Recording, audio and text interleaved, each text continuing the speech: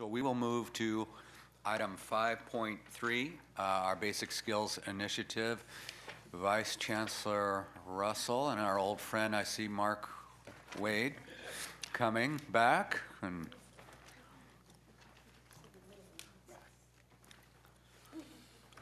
Vice Chancellor.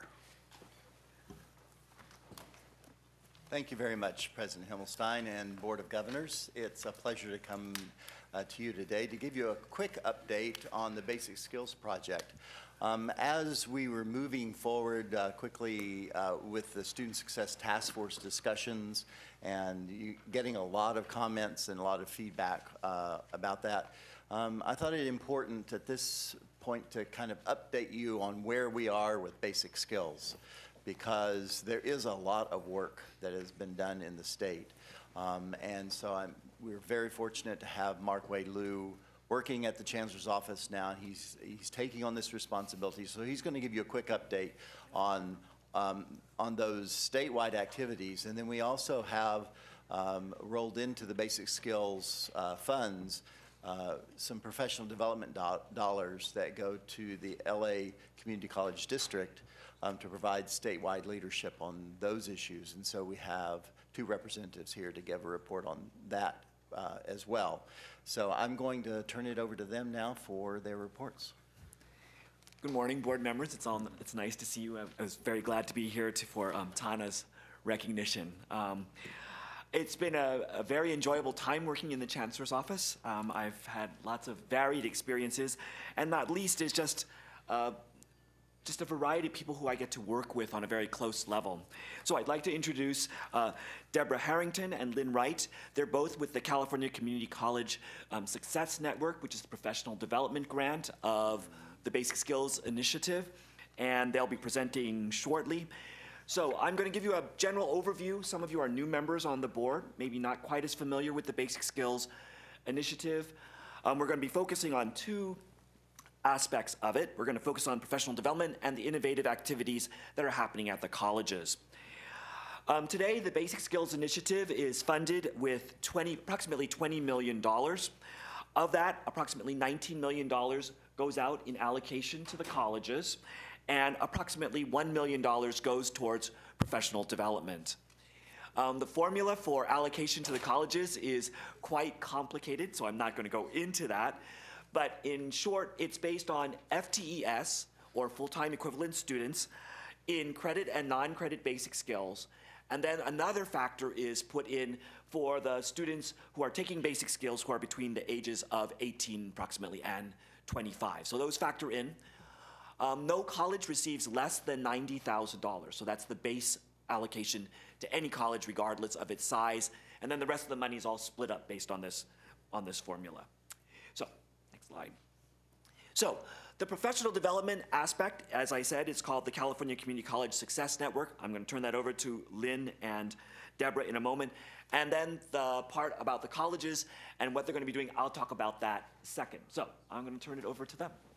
All right. Good morning. Well, very briefly. Please, Got it. yes, press your button and introduce yourself, please. Oh, good morning. My name is Deborah Harrington. I am the Dean for Student Success for the LA Community College District, but I'm also the project administrator for the Basic Skills Initiative Professional Development Grant, which, as you all know, is called 3CSN. In any case, just a very brief history. The plan to create a professional development network that reached across all 112 colleges was done through a series of convenings in which we had all the stakeholders from inside of our system. So we had CEOs and CSSOs and CIOs, and most importantly, the Academic Senate and other faculty practitioners, to create a design where we could get out into the field and look for high impact, effective practices that would move student success forward.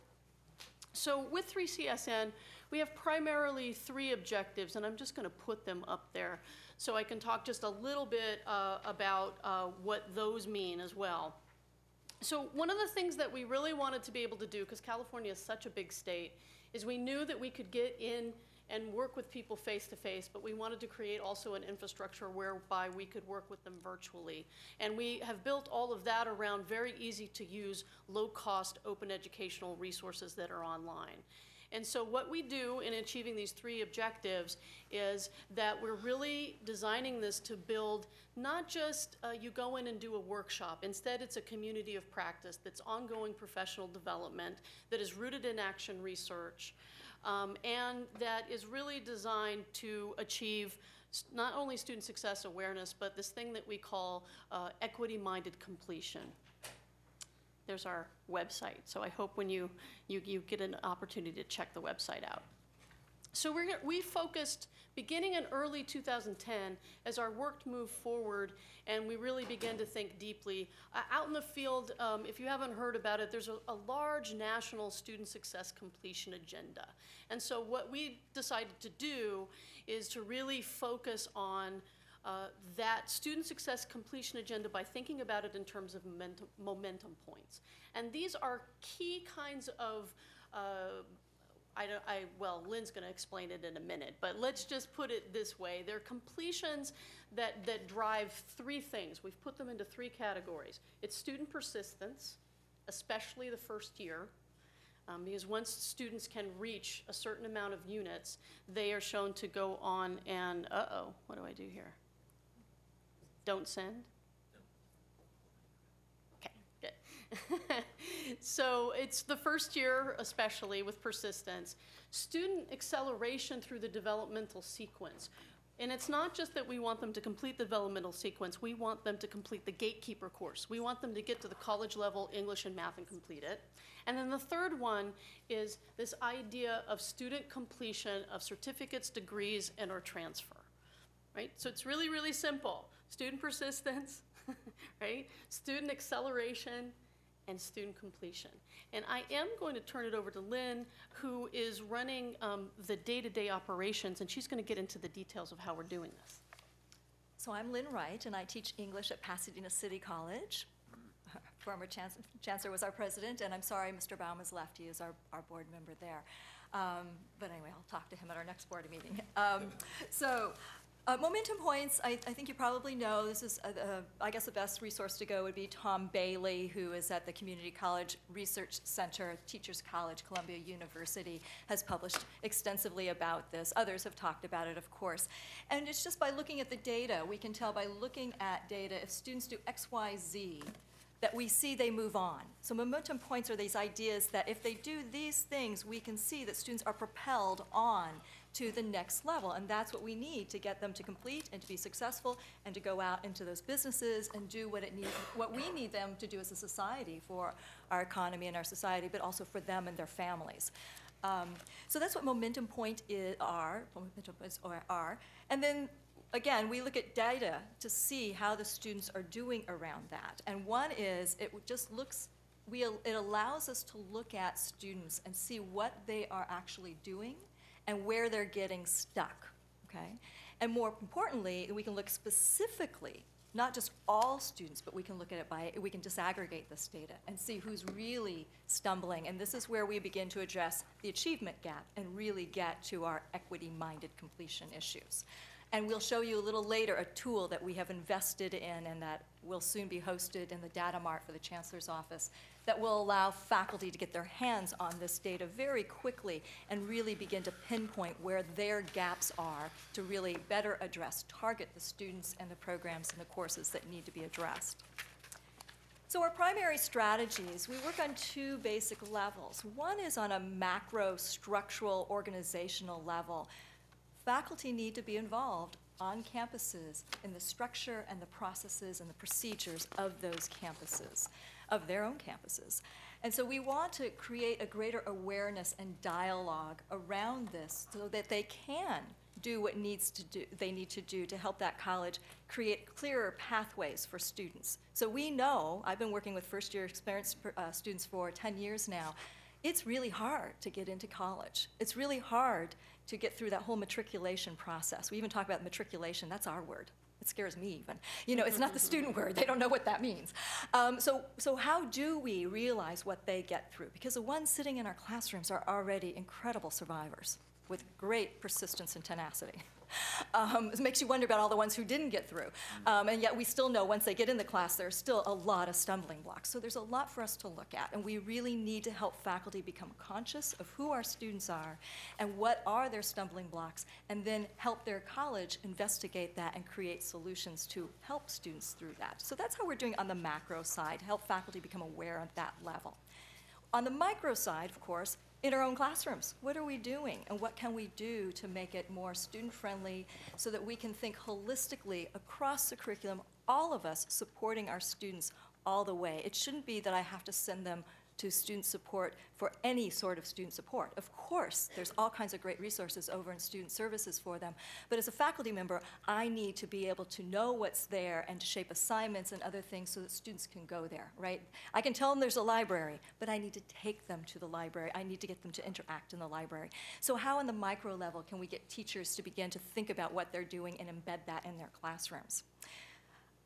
We're doing that through faculty research, inquiry, backward design. We always want to start with the student and the goal and then do the activities. Sometimes we get so caught up in the activities that we forget what's the end goal of all of this. So we do that. And of course, we're big on piloting, measuring, assessing, reporting, and just keeping that cycle going, continuous improvement. So I've already said one of the things we're really focusing on the classroom level are syllabus and curricular redesign.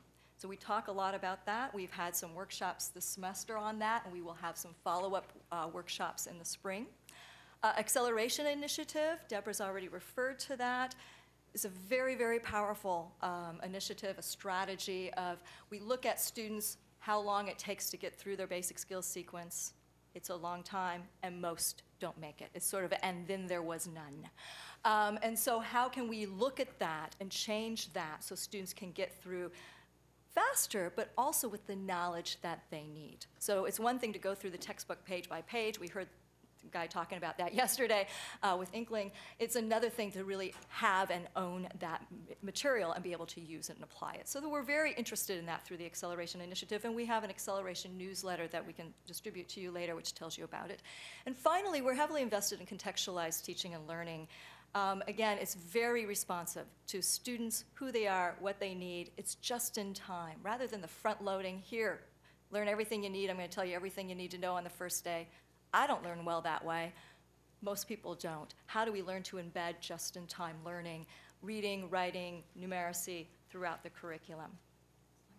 This is just a graphic. This is one of our high leverage, high impact strategies, and I want to show that contextualization reaches across all three momentum points. And if I could just interject that the momentum points, we think align nicely with a lot of the main objectives that or recommendations that you saw in the Student Success Task Force recommendations. So that's another way to maybe look at some of the work that we're doing and how it relates there. You want me to go on? There you go. So what do we do this last summer? Summer and fall. We're coming to the end of fall here. We had a Basic Skills Institute leadership. That was our Basic Skills Leadership Institute. We actually call it BSILI. B-S-I-L-I, BSILI. It's an intensive 4.5-day workshop. This was our third annual one. It's tied into projects that these people go back to their campuses and do, and we stay in contact with them and we follow up with them. Some of them were doing acceleration, for example. I think about 14 of the colleges that showed up were invested in following through with acceleration. Others were invested in reading apprenticeship, which is a reading across the curriculum strategy that they were going to take back to their campuses and grow out. We had an ESL summit, and that was an initial meeting to get people to talk about some of the issues with ESL and what strategies we can use. And they're doing some research right now, and they will have a ESL conference in the spring. So part of this summit was to identify needs and then develop a conference to address them. We have LINKS 4, and LINKS is our acronym for Learning in Networks for Knowledge Sharing. And we have now had the fourth. We have 1, 2, 3, and 4. This fourth one was about our Momentum Point 1, redesigning for a strong start. And again, focused in the morning about what we could do at the macro level to make our systems of intake more effective for our students. And then in the afternoon, focused on our syllabus, which is the first thing students see about us. It's like our face, this is what they see of us. And they're often quite scary. Where are we creating this warm environment that students feel like comfortable to come to us as a resource? And they often don't set out a map for success for the class, That's which right. they need to do. So that's what we looked at with Links 4. We offered basic skills coordinator workshops. Mark, Wade, Lou, and I kind of went around and had all the basic skills coordinators come and talk about their action plans, how to rethink and realign their action plans with their activities, how to think about measuring those activities. We will follow up in the spring on that as well, because there's a great need to help basic skills coordinators and other student success leaders understand what to measure, how to assess, how to report out, how to determine what's effective. Acceleration community of practice. Deborah's already talked about community of practice, but we have a very intense 6-month, that was an application-based community of practice and acceleration. These colleges, what are there, 19 of them, are currently piloting acceleration. They spent the summer working together collaboratively to design these and to build the curriculum. They continue to meet over the 6 months to report out how it's going. But importantly, that means that there's at least 2 courses in math or English that are offered in an accelerated manner, taking place right now. That's right. And in one case, I think 13 math courses will be piloted in one college alone in the spring. So we are very eager, this is new, to see what the results will be of this. We have a reading apprenticeship community of practice where people are going to learn about how to embed reading across the curriculum and then how to grow that in their classes and across their campuses. Finally, we were at the Student Success Conference, and we talked about momentum points that shape completion so that we can spread the word and get more. That's kind of our casting our net out to bring more people in and involved in the discussion. And we offer ongoing technical assistance face-to-face, but also online. So again, I've kind of already told you some of the spring things that we're continuing. The leading through from the middle, we're very excited about that. The faculty leaders, and other directors needing to come together and talk about, use their expertise that they already have, but get it all together in a room and see what kind of exciting things happen when that happens. Do you want to say something? No? I just really wanted to get to this part. Yeah, let's go here. This is our new tool. Yes. And I don't know, are we? It should be live. It should be Yeah? a link. It's Okay. embedded. All right. So go ahead. I want to talk about this. So while we were doing acceleration and in our links 2, we showed folks our transfer velocity tool. And I don't know if you know that that exists, but it is on Datamart. And a lot of faculty don't know that they have at their fingertips that kind of data about how our students are doing in that pipeline who have said that they want to transfer. And of course, I'm in an environment with mostly basic skills instructors, and they have no access to that kind of data. And so we thought, well, why don't we invest in creating another tool using a similar platform so faculty can track basic skills students. So this is a basic skills cohort tracking tool. It is just about ready to go. I think we're ready for a 2.0 version of Datamart, correct? Yeah. But we have a beta thing to show you here. It's very easy. And one of the things we noticed in the Basic Skills Initiative is that we can throw all kinds of data out to faculty. But just like our students, it's not meaningful if they haven't asked the question, if they haven't looked for it and wanted it. It's overwhelming, actually. But this is a tool that's really easy. Even I can do it. And it has some pop-down windows, and you can select your college. We selected Antelope Valley College. We selected, the cohort starting fall 2009 through spring 2011. We are looking in mathematics. We're looking at 3 levels below transfer. Do I need to pick anything? No, this is telling me what 3 levels below transfer are categorized in these 3, and I can disaggregate and choose one in particular if I want. So if I know my curriculum, I can say, this is the main class, I want to look at this. And then I press the button, and voila, it will show me that. So it tells me that in spring 2009, at 3 levels below math, we had 370 students, sorry. The enrollments are how many people repeated. So of those 370, quick math, 80 of them actually had to repeat that class 3 levels below. And of that total of 370, 333, which is actually pretty good, Antelope Valley should be commended, actually passed that third level course.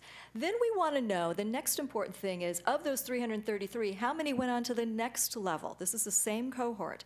Of those 333, 251 continued, right? I can't, I'm sorry, the numbers are small. Again, the enrollments show those who had to repeat that second level course, and ultimately 199 passed the second level. So of the 370, we have 199 still in play. Then how many go on to the next level where they're getting close? This would give them, passing this next course would give them the ability to have an AA or AS degree. We see that 146, is that the number over there? Yep. Yeah, 146 moved on. Of course, we started with 370. And we've got And the final number is 117. 117 of the 370 actually made it through the course they needed for math for an AA or AS degree. And of course now, for your AA, for the new cohorts, you need to have freshman comp, which is English 1A here. But ultimately, to get through the college level, only 42 make it. That's in math. And that's a pretty That's high. good number. That's high.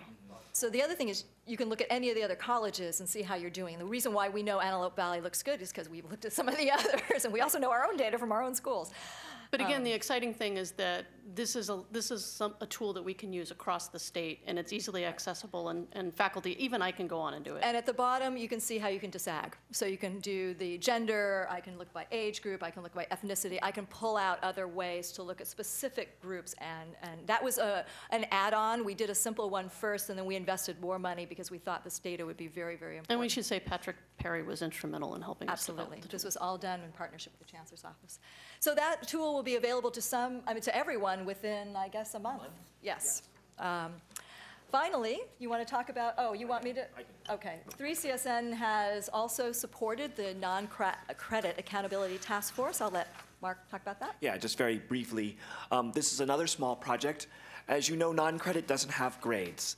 And so one of the things that we have struggled to figure out is how do you measure progress in non-credit?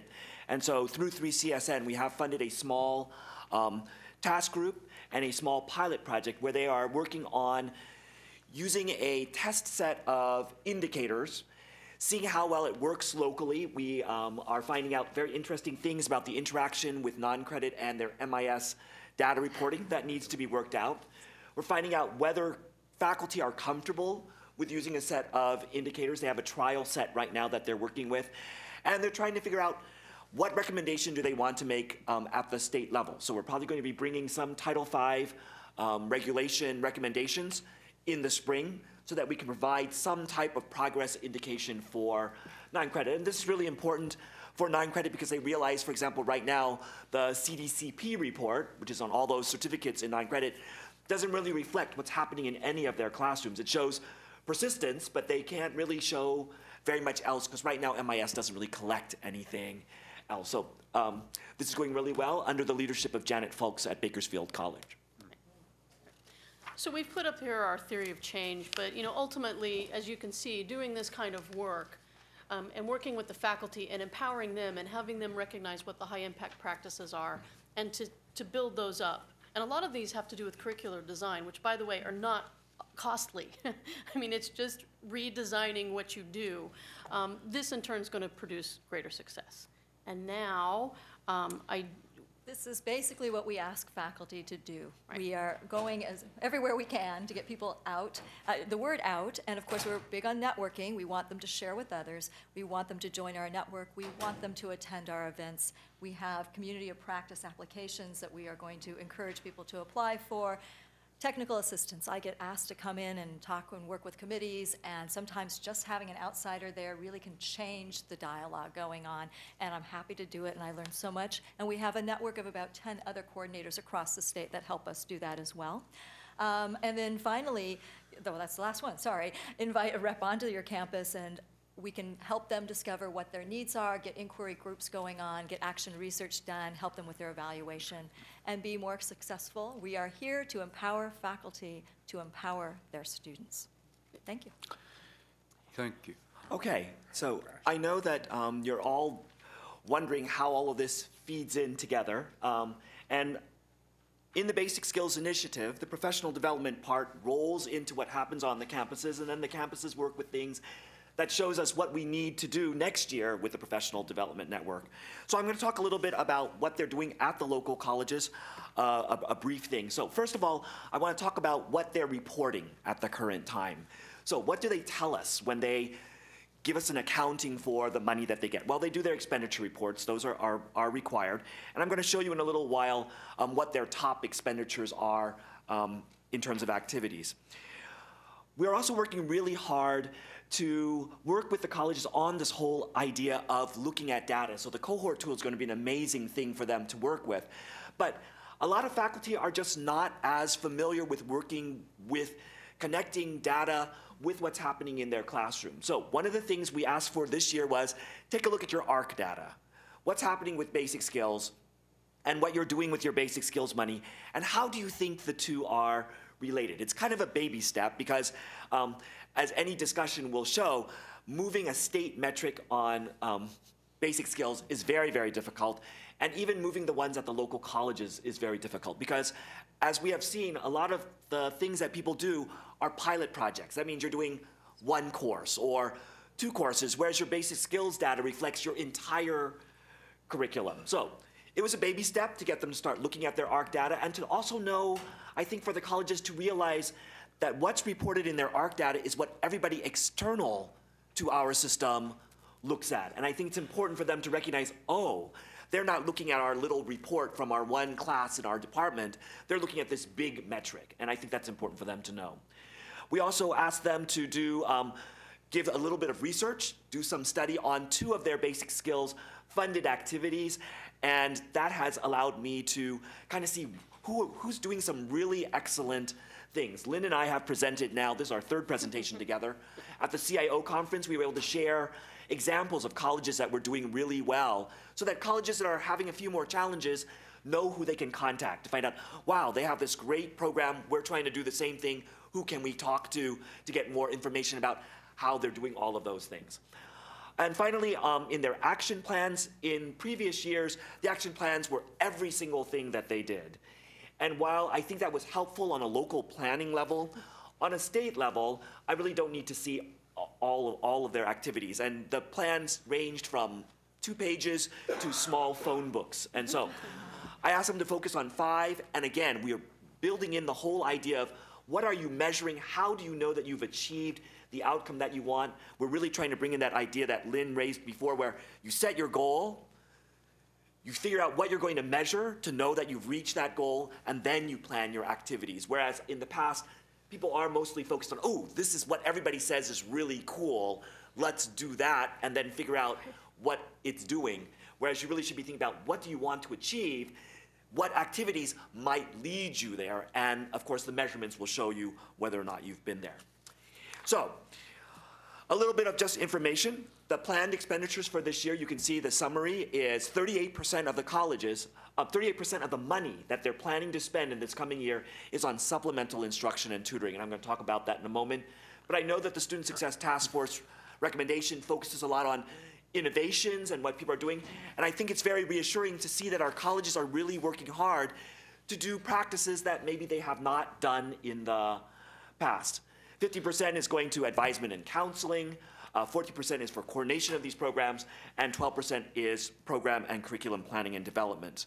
Before we go on, I do want to mention one thing. You're probably going, gee, when I looked at that breakdown, where is contextualization? Where is acceleration? And those are so new that these are things that people have been working on for the past year, so you're not going to actually see anything from them until next year's report, because they're all doing their pilots right now. So if you're saying, I really want to know about that, you're not going to see anything because they're all embarking on their pilots this current year.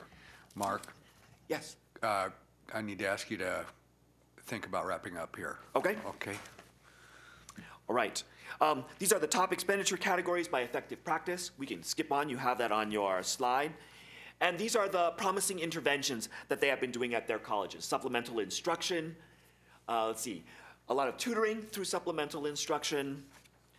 Let's see. Go on to the next one. Supervised tutoring, which is not terribly innovative, but it's something that people are taking a lot of advantage of the basic skills money to really offer for students in specific classes, both in non-credit and in credit.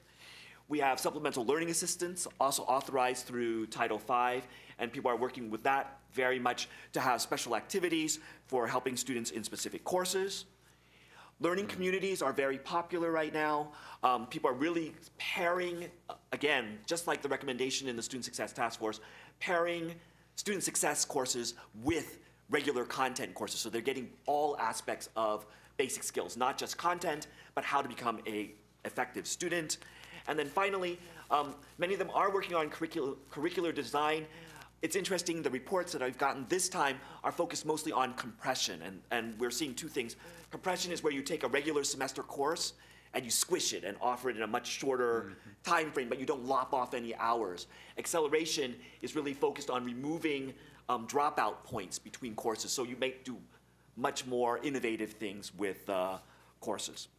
So, that's what's happening with the basic skills allocation, and we would always like more money. I think one of the biggest problems that the colleges face at this point, when we talk about innovation and practices, we often look at the three things. We look at sustainability, and what people have started, most of them are probably able to sustain pretty well.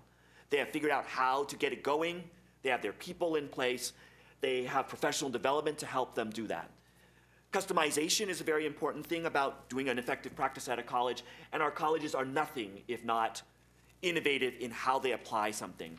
The biggest problem I think that we face in everything that we're doing on the state, in movement on the ARC report, in trying to achieve what we hope to achieve through the recommendations of the Student Success Task Force, is scalability.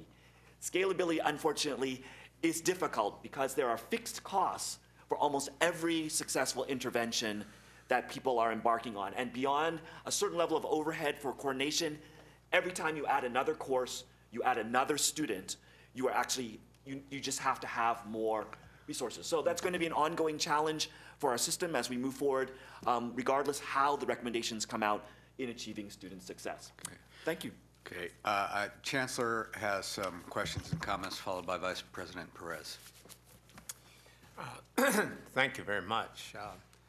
As you know, in the Student Success Task Force, one of the things that we're looking at is basic skills. Unfortunately, a lot of times we look at some fairly dismal results.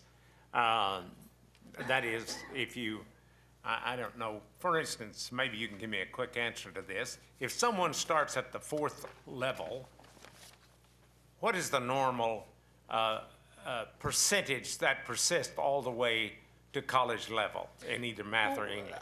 A more typical one in math is 3 levels below, and it can usually be around 3%. Yeah. So some way, Sometimes somehow, we need to improve that, and of course, that's one of the things that the task force is looking at. I'm not an expert in this field. Fortunately, my wife taught English and therefore taught basic skills, so I have a little instruction in my own home about this, but I know that this is a big issue. Now, what we need more than anything else, because you know there's disputes going back and forth, does this work, does that work, we need some very controlled groups, the same types of students. How much more effective is contextualization? How much more effective is acceleration? How much more effective is compression? All of these techniques. And we got to make sure that we have controlled groups. But we want to listen to you, because one of the things that we're going to do in the Student Success Task Force, we're not going to, you know, obviously we're not going to mandate curriculum. That's the purview of the faculty. But we are going to suggest and encourage some innovation in basic skills. Mm-hmm. And so I want information that is, number one, shows us some innovative practices that tend to work, but also are impervious and can be proven by data. Because we've got some varying opinions out there, as you well know. Well, I think, sorry, sir. Go ahead. The newsletter that we're going to pass out to you on acceleration shows quite a bit of data from Chabot College. and also from Los Medanos. I mean, that is some hard data that has a control group. You know, we have students who have taken this regular pathway and then students who are taking the accelerated pathway. And so that's a start. Well, that's what we need. Yeah, And, absolutely. And then we'll have some from all of our pilots that are running across the yeah, state. and always when you innovate, you get resistance. You know, I've been doing this way for 20 years, and who are you to tell me that I ought to change my methodology of teaching basic skills? But I guess I've been deeply concerned when I look at some of those kind of results you're talking about. I mean, when you say that starting somebody at the third level ends up with a 3% success rate, sort of makes me think maybe we ought to do something a little different from that. So I want us to give some real thought to that. So that's why I was very interested in your presentation, but I'd be very interested in the kind of information you could give, because one of the things I said to when we were talking about the Student Success Task Force, some of this will be legislation, some of this will be regulation, but some of it will simply be, these are good practices. Look at ways in which you might put them into effect at a college. Vice President. Thank you for the update. I was glad to see that you're utilizing data to help understand the success of the students. So I have a couple questions for you around that. One is, are there strategies being developed around the students that are not making it through the system? So is that one of the takeaways? The other piece is, I love, Mark, when you talked about starting with outcomes first. What are the outcomes you're looking for, and setting goals, and then developing strategies around that to ensure student success around this. But if you were to look at the program in context of what you're doing right now, what are your outcome goals associated with it? I mean, can you actually say that there's a hope through this process to increase from 3% to a certain percentage? I would really love to understand what your outcome goals are as well. Well, we're working with faculty, and faculty get to determine their goals. But what we do is when we set it up, we ask them to follow the procedure of what we call backward design, which is name your goal and then shoot for that. But they need to, through inquiry and action research, determine what their goal is. And that's going to be local depending on their college and their issue. So they can use gap analysis, which we discussed in our Links 1, the first Learning and Networks for Knowledge Sharing that we did. Again, using the data to see who's not getting through, where are the big gaps, and again, supplemental instruction is based on this as well. They look to see who's not getting through certain gateway courses and develop the intervention to address that specifically, and have had good success across the nation on this. So the same thing, colleges need to start looking at their data, looking at where their students aren't passing, looking at achievement gap issues, and then addressing their interventions to that, and then measuring that. So that is, we are trying to reframe that, and that is what we're going to focus in the spring. We realize that what I've been fortunate to be working with outside evaluators for about 10 years now by running different programs and having outside money to pay for these outside evaluators. And I guess I've learned something. And so what I now think is obvious isn't so obvious to others. So we are going to work much harder with faculty to get them to understand that it's not that difficult. If an English professor can do it, you know, if I can do it, anybody can do it, really. And really just start to look in those terms. I think we just haven't had to be able to, we haven't had to frame those issues, those questions before. So the dialogue around faculty is really important. This is rethinking who we are as instructors. This is really thinking that our students can do it and that we can help them do it. And one of the places that starts is by us looking at the data, looking at who our students are, asking the right questions, and then we can try to find the right answers. And before, we read a bunch of things, these are effective practices, but we never aligned it with what our issue was. And so in a way, it's sort of, if I may say, sort of a crapshoot. Let's just throw them out there and see what we get.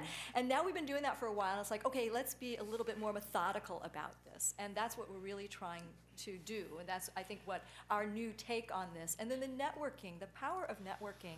We have about 80 colleges who have been involved in one or more of our acceleration workshops. We have 33 colleges wholly committed to doing this and piloting something on their campuses. Now, this is just this academic year, so we're not, but that's something. And when you compare that to last year, that's huge. So we're hoping that this continues to grow, because this is how things work in the state of California in our community college systems. It's about the faculty and what the faculty are engaged in, intrigued in. So we try to light the fire and fan the fire, keep it going, so they can continue to talk among themselves, try things out, and we can see that some people are really ignited on it. But we will have to wait, because we've just now started collecting the data. So lastly, is there any thought to actually attaching a portion of funding to obtaining the outcomes? So they're starting with setting a goal, but is there any thought to actually holding back a portion to actually whether or not they obtain the goals? Short answer, please. We are under time commitment here. Thank you, Mark. Member McDougall, if it's really quick, because we've got to take a short break before the superintendent. Really quick, but I don't want to pass this by quickly. Okay. I think this is one of the most important presentations that we have had as a Board of Governors. Here, here. And I'd like to state that I think it was an outstanding presentation, and I say that for two reasons. A great example of collaboration between the Chancellor's Office and the Academic Senate. Second, I think your specific sense of enthusiasm for the project, the competence that you bring to it, very impressive. Second point is the assumption exists, at least in my mind, and I think in the minds of most of us, that no one wants student success more than our faculty. No one. That being said, to accomplish it with the challenges that we have with an open access policy is not easy. And what is needed is a structure that enables that commitment to student success to be actualized. And what I saw here today was a wonderful structure. Not that it will not be refined and developed, but it is there all the way along the line. It's heavily research-based. It's got great references to it, and it gives one a great sense of confidence that what we want to achieve on the student success task force side has a model for how that will be achieved in practice. And I just very enthused about it. I think your theoretical position about faculty, I want to just quickly come to that. The theory of change is tremendously valid, and it's at the core of what you're doing. I would hope you would get a couple of doctoral students who are interested in a dissertation topic seriously to test that out, because it is a core concept, and I think it deserves to be tested more fully. But very impressed. I think this is the center. It represents a core for faculty learning and support, both of which are critical for us being able to move ahead in implementing the student success report. So thank you. Okay. Thank you all very much. We're going to take a 10-minute Can you stay? break. We can talk to and you. it seems like we have a lot of interest, so members feel free to interact. But we'll take a 10-minute break and come back with the superintendent. I agree. This is sort of